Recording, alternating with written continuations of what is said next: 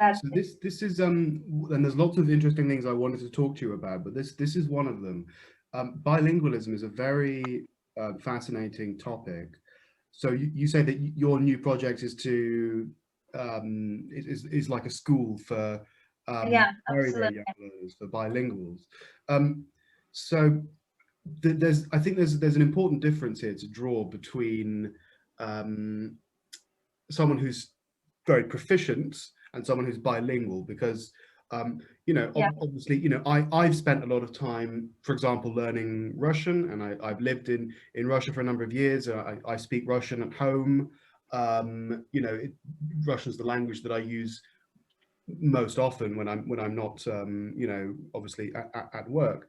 Um, but I would never consider myself to be bilingual. And I Mhm. think, even though you've been learning English from the age of 6 and you're a professional teacher, and you obviously have a very, very high standard of English, I don't think you would call yourself a bilingual student. Absolutely So, right. Yeah. so what's the difference between someone who is proficient, Mhm. even someone who is um, akin to a native speaker, and someone who is bilingual?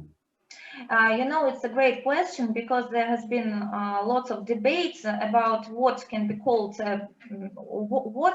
what person can be called a bilingual one, right? Because some scientists do suppose that there is not some age standard in which a person can stop becoming a bilingual one, right? So even if you are like 90 or 80 years old, if you are immersed in this natural language environment, you can still become a bilingual person. But I, for one, stick to the opposite opinion that and it's a question, actually, it's a matter of the choice and of the terminology, how we personally perceive it. Yeah, for example, for me and for all my theoretical background, yeah, that I base all my projects on, I consider a bilingual person a person who acquired the language, not learned it. Yeah, and I think that this is the most essential term: language acquisition versus language learning. Yeah, so for instance, I will now go in more detail to explain what is meant by this language acquisition versus language learning binomial. Yeah, so actually, when we speak about acquisition, we don't see the language as the purpose of learning. Yeah, so acquisition is kind of natural subconscious process that happens usually with newborn children when they are spoken in some particular language too. And so when a person is born, he or she is not prepared to speak any language. So it's just about getting immersed in some particular language environment and starting acquiring certain patterns of language, starting to react adequately to the impulse, to the stimulus, which is given by parents first, and then some other people, relatives, friends, and so on and so forth. Yeah, the world is expanding day to day.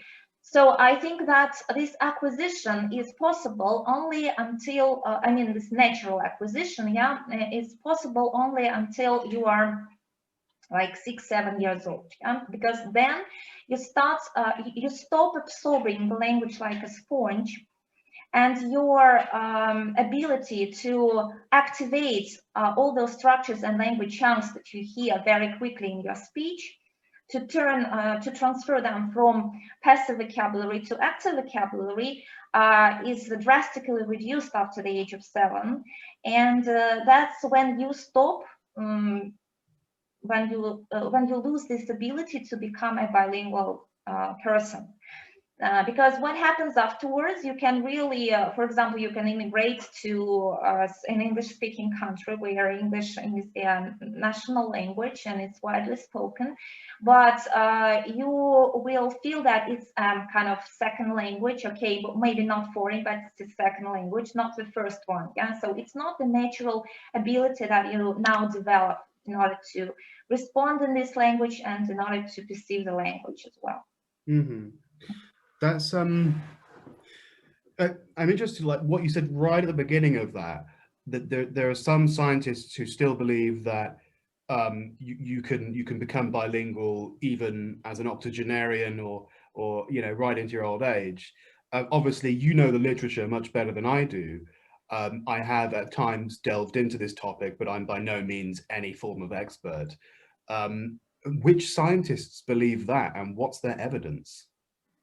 You know, I have read lots of both Russian and foreign books about bilingualism. And for instance, if we speak about the overseas literature, like Raising Bilingual Biliteral Children in Monolingual Cultures, written by Stephen Kelders, or another book, it's called A Parent's and Teacher's Guide to Bilingualism, Colin Baker. Yeah, they accept the fact that sometimes bilingualism can be perceived as just an ability to speak two languages naturally and fluently.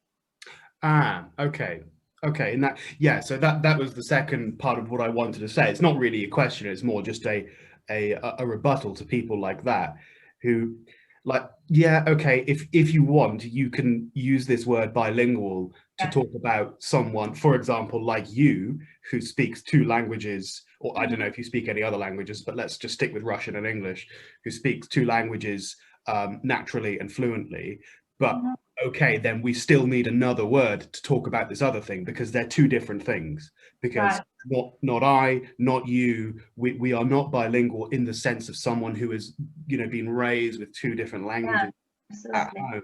They're different things. And you know, having met a couple of bilingual kids in my time and a few bilingual, obviously, adults, yeah, it's a completely different ball game. Completely different ball game. Yeah, absolutely right. So no matter how hardworking, how industrious we are, and how attentive we are to details while we are learning another foreign language, it's still a foreign language for us. We were born with another system, language system, and we were accustomed to some other patterns, and even not only linguistic but cultural ones. And it's a real difference. It's kind of a gap, even if the languages are very close, even if they come from one group, like for instance Spanish and French, but still they might have lots in common, but still you if you haven't acquired the language, if you have learned it, it will never become your mother tongue. And a lot of the time, it gets more complicated as well. And this is slightly going away from what you're talking about, but I think it gets more complicated, especially when it comes to issues of cultural or national identity. God, listen to me, I sounded like a social science nut job. But when it comes, so a lot of the time, people who claim to be bilingual often are not telling the entire truth, because for example, it's very often in Russia you'll meet people who say that they are bilingual in Russian and Ukrainian. And if you ask 90% of those people, they don't really speak Ukrainian. Like, you know, I used to know a guy who was, you know, very proud of his Ukrainian roots, and you know, he quite like, you know, Ukrainian kind of appearance. And you know, he was always going on about how, you know, he could speak the language fluently, and then he couldn't tell me the days of the week in Ukrainian. Like, sorry, you're not bilingual. The same thing is true of people who claim that they speak Welsh or Irish in the UK. It's a national kind of identity thing, but then when you really investigate what they're talking about, they don't really speak the language. Yeah, that's the point. Yeah. Yeah. Okay. That's right. So if, let's say then that obviously it's too late for me and you, we're nearly on our pensions by, you know, in terms of linguistic acquisition. But let's say that you're a parent and you've got a kid who's you know, either newly born, and so you're planning their sort of educational development going forward. What is a sort of step-by-step guide? How can I raise my child to be bilingual, and more importantly, how can I make English a part of my child's daily routine? So yeah, that's a great question. It's not rocket science for parents who speak English, at least, I mean, if we speak about English-Russian bilingualism, yeah, and if we speak now about Russian parents who would like to raise their children in two languages, Russian and English, yeah, and if they speak even one of them, if they speak B2, C1 level of English, that's not rocket science, as I've said, to raise their children bilingually, because the earlier we start, the better. And sometimes parents really are intimidated by those, language therapists who warn them against that. Oh, no, don't start before they start speaking Russian properly. Yeah, so, and that's a problem, I think, because here we don't speak about the pronunciation, or we don't speak about their clear sounds. Yeah, we speak about the systems which we try to incorporate in their brains as early as possible in order to help them develop these natural language acquisition skills. And the earlier the better. Well, I, for one, made a great mistake because I was not well informed about that aspect of becoming a bilingual child when I had my own baby. Of course, if I had my own baby right now, I would start from the very first day of his of his or her life. Yeah, so but then it was not until my son turned 1 year and a half when I started speaking English with him, not only Russian. And first it was like 50% of our time I spent speaking with him in Russian, and the other half of the time I spoke English with him. Mm-hmm. And when he turned 2, I decided that I was like the only person, I realized I was the only person with whom he spoke Russian, whom he spoke English, and I decided to invite a native speaker teacher who would entertain him twice a week. So they played, they drew, they even walked for a walk, or they went for a walk together, they watched cartoons, they acted out those stories with stuffed toys and rubber toys and everything that he had. Is this Chloe? Not yet. First it was Tiffany. I Then yeah, she was replaced by Chloe, and she was replaced by Sarah, and we had lots of other native speakers who just came and entertained my son. Mm-hmm. Together with me always, and I also was very it was always a bee in my bonnet to provide him an adequate English speaking environment. Mm-hmm. And it was like maybe for 4 years he was educated both in and raised both in English and in Russian, but then school began and everything changed. And I think that it's a problem not only with my family, but with the majority of families where children are raised bilingually, because when school begins, children stop